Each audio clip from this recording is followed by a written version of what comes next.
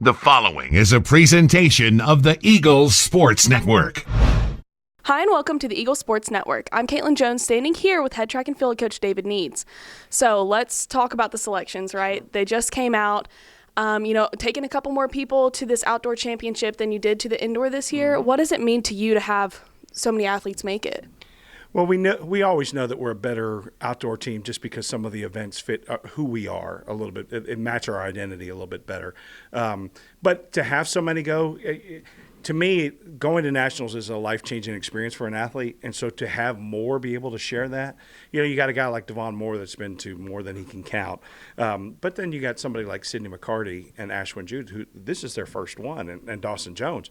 And so for them, this experience is new and everything else. I mean, we've been to 17 straight, and I've probably been to 18 or 19 of these things over the years.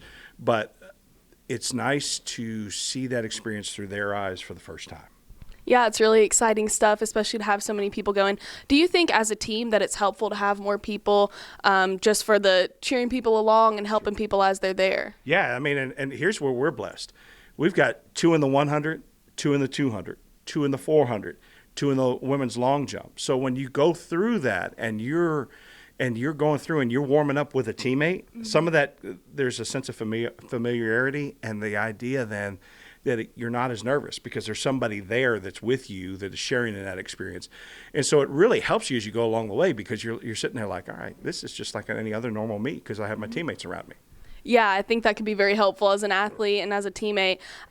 So it's mid-May. You know, a lot of people are home. A lot of people are done with school. What does training look like for these athletes right now? You know, they're still technically kind of in season right now. So what is that looking like for them for these next 2 weeks? Yeah, well, it's nice because we really have 2 distinct groups. We have our sprinters and we have our jumpers that are still here.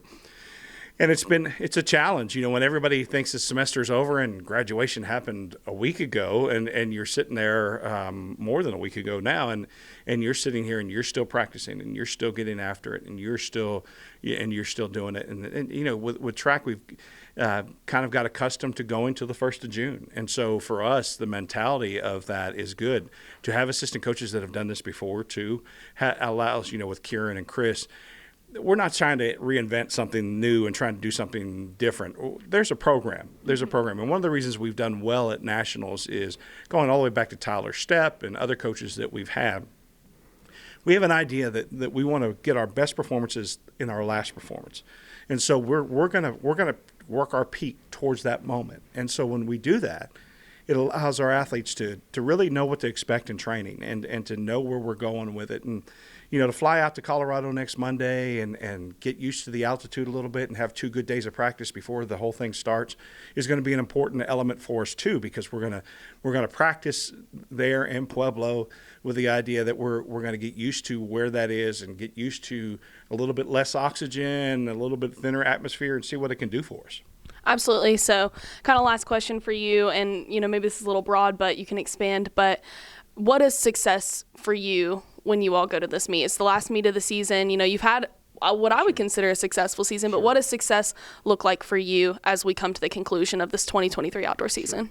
So it's kind of funny because usually we say, well, whatever we're seated as, we want to do better. But with having the number 1 100-meter runner and the number 1 200-meter runner, it's kind of hard to do better than that. Mm-hmm. And so the idea is to maximize our performance. We like to say at Carson-Newman, we want to control the controllables. So we want to control the things that we can control and put aside the things that we can't and not worry about them.